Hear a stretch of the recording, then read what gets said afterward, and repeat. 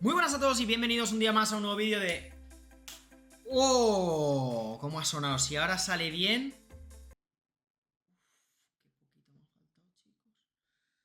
Qué poquito me ha faltado. Yo soy Adri, ya lo sabéis, y hoy os traigo un vídeo que espero que os guste porque va a ser un poco distinto. Vamos a salir un poquito de la parte cripto, que va a estar presente en el vídeo, y vamos a ir un poco más a la parte de inversión, a la parte de gestión de capital, o bueno, eso que mucha gente confunde entre una inversión y un resguardo de valor, ¿vale? Y es que esto es muy habitual que pues la gente diga, no, yo invierto en oro. Bueno, vamos a ver la diferencia entre una inversión y un refugio de valor, un resguardo de valor, ¿vale? Un valor refugio que se llaman. Y es que no vamos a hablar solamente de criptos, no vamos a hablar solamente de stock market o índices, no vamos a hablar solamente de materias primas, sino que vamos a hablar también de vivienda, ¿vale? De inmuebles, que es otro activo en el que se puede invertir o resguardar el valor, habrá que verlo, o incluso activos materiales como pueden ser los relojes, ¿vale? Que últimamente como que se puso muy de moda el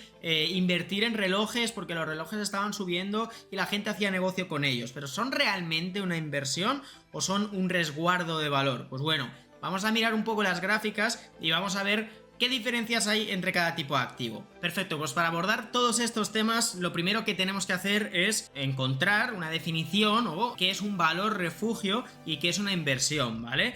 Por tanto, os explico, un valor refugio es aquel el cual trata de resguardar el valor de nuestro dinero con respecto a la inflación. Y es que ya lo hemos hablado bastantes veces, pero sigue habiendo un gran desconocimiento acerca de la inflación. La inflación es el impuesto más silencioso que tenemos todos los ciudadanos y de este no se libra ninguno. Pues bien, esa inflación que desde hace mucho tiempo nos tenían acostumbrados a que era un 2% y era una inflación normal o correcta, me temo que no era del todo cierto, ¿vale? Un 2%...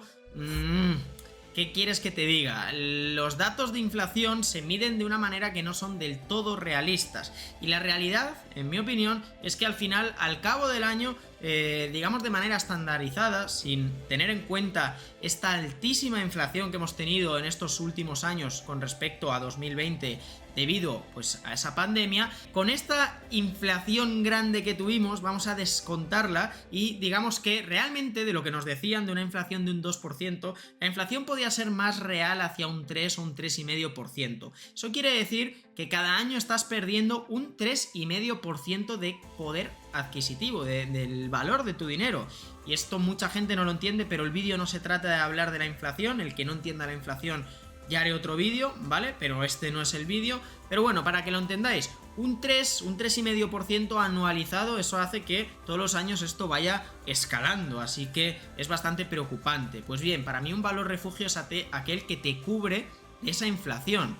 No es un valor con el que busques ganar dinero como tal, no es un valor con el que busques que se revalorice por encima de la pérdida de poder adquisitivo que estás teniendo con respecto a la inflación, pero sí que lo equilibre, ¿vale? Y es que mucha gente no le da importancia a esto, porque bueno, estos son cosas para la gente que tiene mucho dinero, y efectivamente, cuanto más dinero tengas, más te va a afectar, y mejor tienes que alocar o alojar, por así decirlo, tus activos, pero aún así, si tú tienes ahorrados 10 o 20 mil euros, que te pierdan un 3,5% de capacidad de compra durante 10 años, al final estás perdiendo más de un 30, 40, 50% casi de tu capacidad de compra, ¿vale? O sea, es muy muy loco y la gente no se da cuenta y sigue pensando que, bueno, por tener 10 o 20 mil euros en el banco, pues no merece la pena buscar ningún tipo de inversión. Pues bien, valores refugio. Vamos a explicar de nuevo lo que son.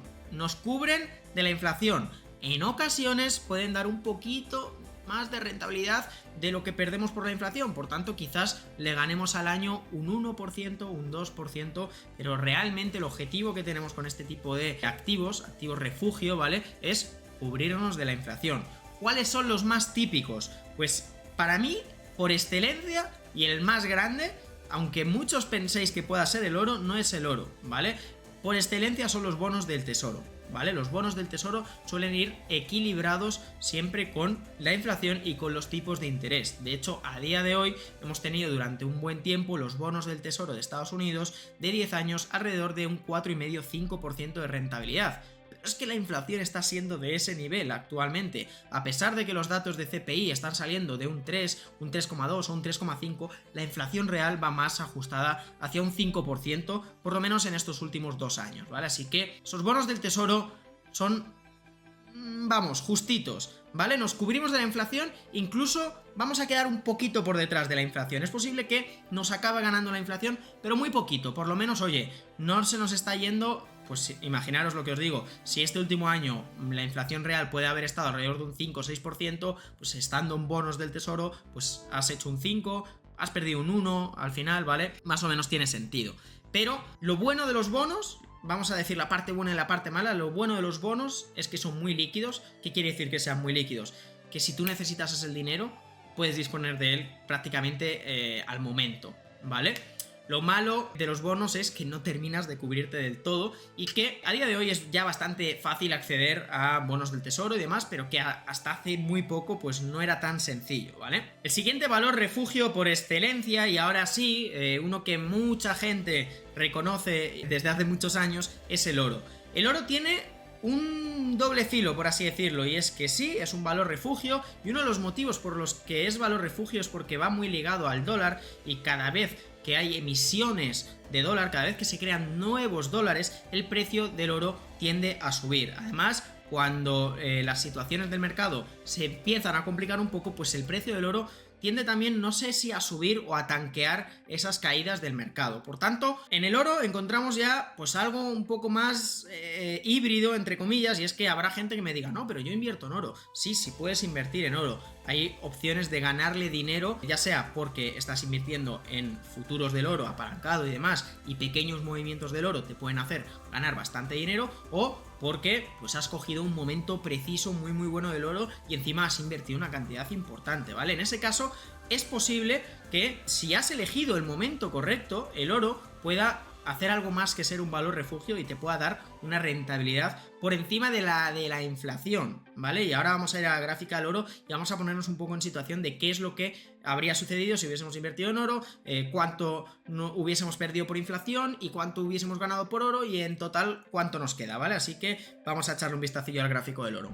Perfecto, chicos, pues aquí tenemos la gráfica del oro y como veis se puede apreciar que efectivamente es una gráfica alcista, pero mucho cuidado, esta gráfica está en temporalidad de semanal, ¿vale? Una temporalidad muy amplia. Eso quiere decir que si nos remontamos aquí atrás, esto data de 1972, ¿vale? Así que sí, es una gráfica alcista y es una de las cosas que hay que buscar dentro de los valores refugio, que en el largo plazo sean alcistas, pero no quiere decir que siempre sean alcistas, ¿vale? Hay periodos en los que no lo son y hay periodos en los que no nos van a proteger tan bien de la inflación como otros activos, ¿vale? Eso ya habría que hacer otro vídeo aparte, y hay muchas implicaciones económicas con respecto a cuándo es más rentable o menos rentable invertir en oro, o resumidamente os voy a decir que cuando los mercados y cuando la economía está bien hay menos aversión al riesgo, por tanto podemos ir a inversiones un poco más arriesgadas, ¿vale? En esos momentos el oro no va a funcionar tan bien, cuando los mercados están completamente sanos, cuando no hay guerras, etcétera, etcétera,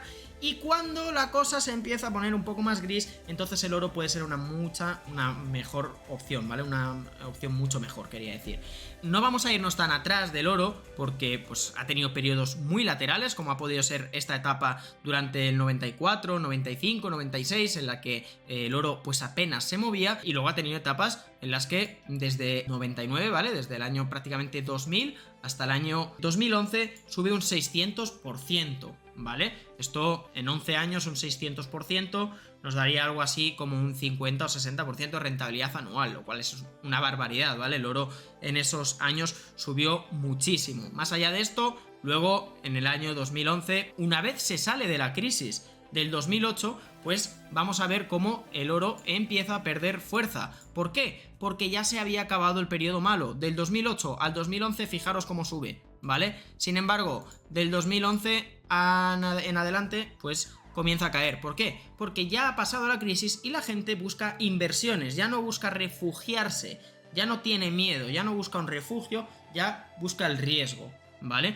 Entonces, en ese periodo, pues el oro no funciona tan bien. A partir de 2018 la situación económica parece que se vuelve a enturbiar, además pues en 2020 ya sabéis todos lo que pasó y el oro comienza a subir, ¿vale? Fijaros que hasta agosto de 2020 tenemos una subida bastante fuerte de un 70%, o luego una vez ha pasado toda la pandemia y demás, de nuevo encuentra una senda alcista haciendo un mínimo aquí en los $1.650 y actualmente se encuentra en los $2.300, casi 2.400, ¿vale? El oro, como os digo, es doble filo y puede ser una inversión si se coge muy bien, pero por lo general va a ser refugio de valor, ¿vale? Si nosotros compramos oro en octubre de 2022, actualmente le estaríamos haciendo un 47% de rentabilidad. Es una buena rentabilidad. Pero no perdamos de vista que han pasado 2-3 años desde que lo compramos. Si le sumamos la inflación que ha corrido en ese tiempo, contando que en 2021 la inflación la podemos estimar casi en un 10%,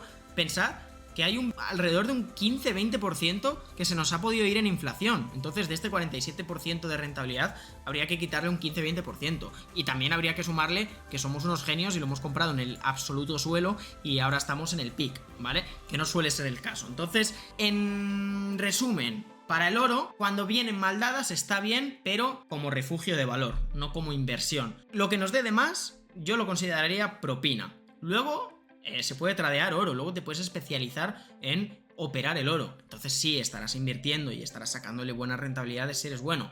Pero a nivel usuario, el oro tiene que ser comprado en un momento con cierta inteligencia y tiene que ir en consonancia a, oye, cuánto me está dando el oro, pero cuánta es la inflación. Me refiero, en este periodo tan lateral que estamos viendo aquí, que el oro desde aquí, desde este pequeño mínimo hasta este máximo, tiene solo un 19-20% de subida, pues fijaros, aquí hay desde el 93 hasta el 96, hay 3 años, ¿vale?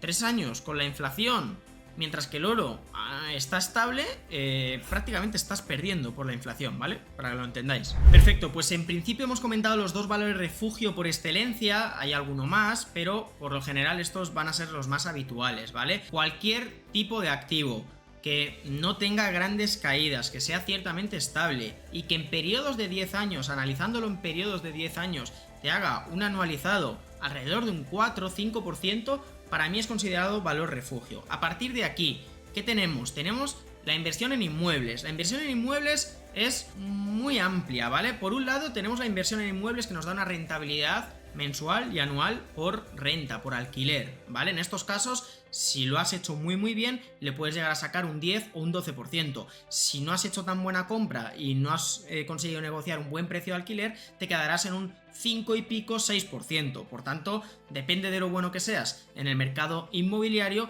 vas a poder sacarle una rentabilidad como para cubrirte de la inflación o una rentabilidad de verdad para considerarlo inversión, ¿vale? Inversión para mí es todo aquello que ya estás superando con creces la inflación.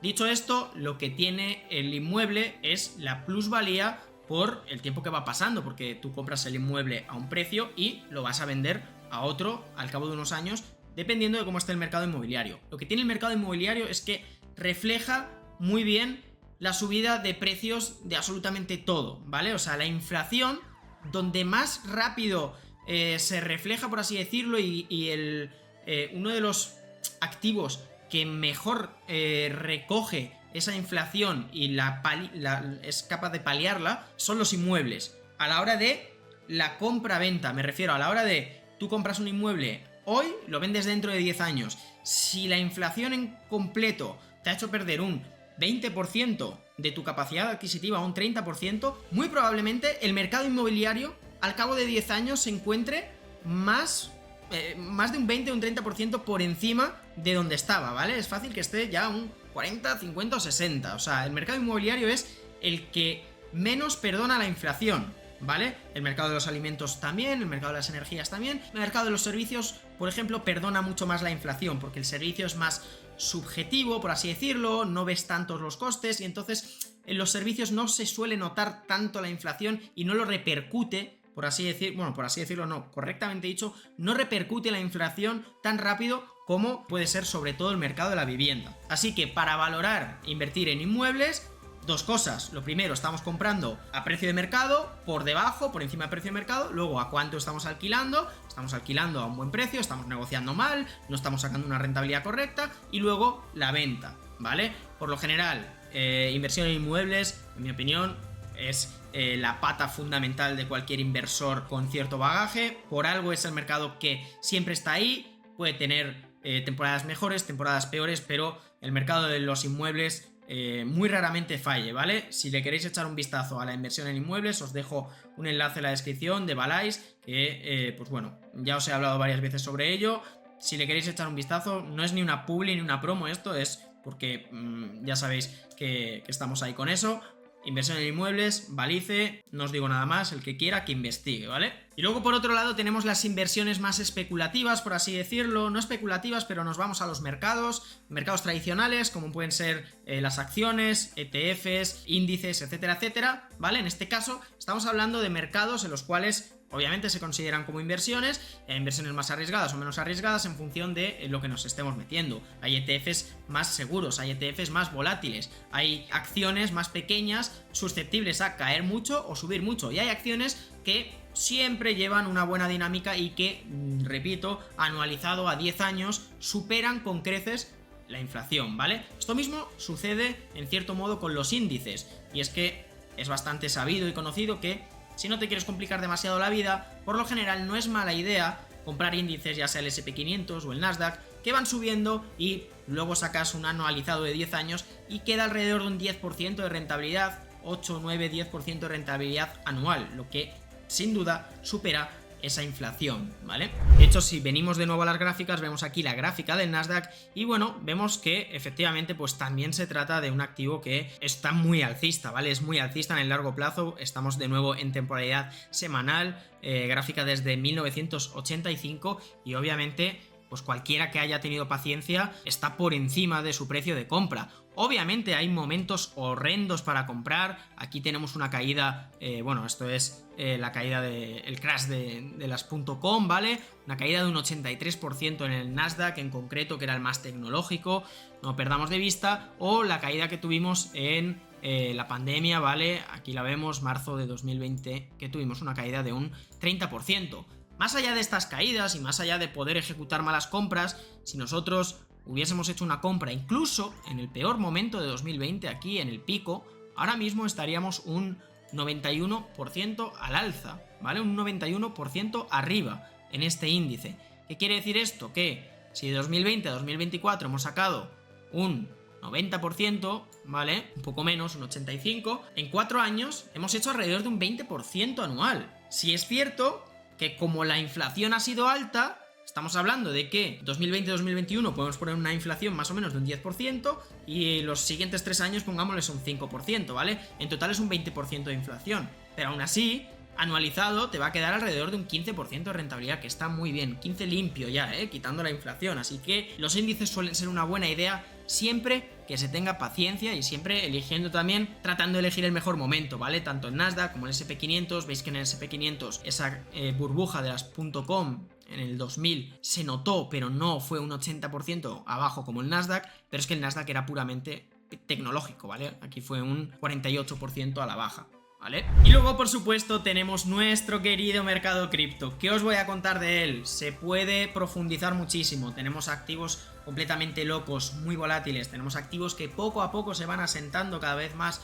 como es obviamente Bitcoin, pero que aún así siguen siendo activos de alto riesgo. Si hablamos de inversiones como las que estamos hablando ahora mismo, que nos van dando un 10, un 12% anual y que las máximas caídas que tienen en el peor de sus momentos son un 40%, estamos hablando del día a día en cripto, ¿vale? Entonces, esto por los grandes fondos y los grandes patrimonios sigue siendo considerado alto riesgo. En ningún momento podemos decir que Bitcoin sea refugio de valor. No sabemos si en 100 años lo será, si se ha estabilizado lo suficiente, pero a día de hoy sigue siendo alto riesgo. No obstante, son una opción, sobre todo hablemos de Bitcoin, ¿vale? No vamos a hablar de altcoins porque es como si hablamos de penny stocks. Las penny stocks son acciones muy pequeñas de bolsa, ¿vale? Acciones pequeñas que pueden hacer un 4000% al alza porque nadie las conoce y porque han sacado no sé qué nuevo, ¿vale? Eso es un poco las altcoins, pero si nos vamos a Bitcoin, no es un valor refugio, es una inversión que de momento parece que va bien, que si miramos el anualizado, miramos 10 años, ya podemos mirar 10 años de Bitcoin y es una inversión alcista, pero hay que tener mucho ojo y hay que hilar muy fino, y es una de las inversiones en las que más riesgo estamos corriendo, y una mala compra es la inversión que más pérdidas nos puede traer, ¿vale?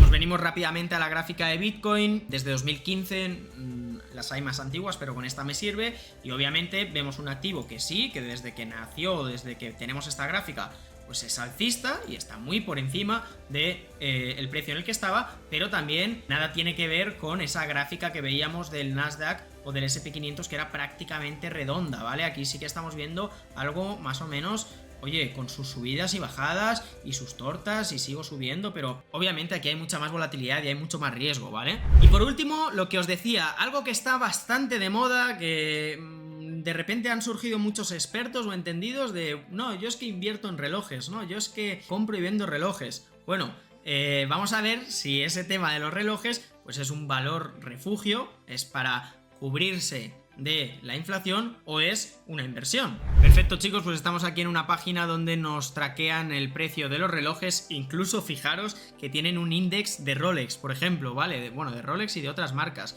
El índice que te junta los 50 relojes más vendidos de Rolex y cómo va evolucionando su precio en el mercado de segunda mano. Nos viene bastante bien este índice para irnos a la gráfica de 5 años y ver que el precio medio de este índice Rolex era de 33.000, 34.000 dólares en enero de 2021, en enero de 2020, perdón, aproximadamente, y tuvimos un repunte muy grande en 2020, ¿vale? ¿Por qué sucedió esto? Por esa crisis de materiales, materia prima, etcétera, etcétera, que tuvimos durante 2020, ¿vale? Esto hizo que el precio subiese bastante, posicionándolo, fijaros, se multiplicó el mercado por 2, de 33 a 61, 62, prácticamente se multiplicó por 2 el mercado, no es ninguna tontería, aunque se ha ido relajando de nuevo, y ahora mismo está alrededor de 45.000 dólares, ¿vale? Lo cual sería una apreciación de un 50%, ¿vale?